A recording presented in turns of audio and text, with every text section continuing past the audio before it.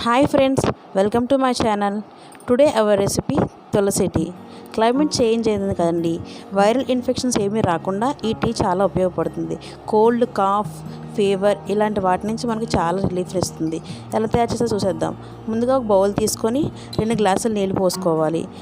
బాగా మరిగిన తర్వాత తులసి, సినమన్ వేసుకోవాలి. వేసుకున్న తర్వాత ఒకసారి బాగా మిక్స్ చేసుకొని 10 నుంచి 15 నిమిషాల వరకు బాగా మరగనివ్వాలి. ఇలా బాగా మరగనివ్వాలి. ఈ మరిగిన తర్వాత ఒక గ్లాస్లోకి ఫిల్టర్ చేసుకోవాలి. ఫిల్టర్ చేసుకున్న టీలో 1 టేబుల్ స్పూన్ తేనెను కలపాలి.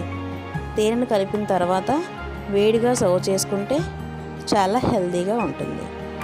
Thanks for watching. Subscribe my channel.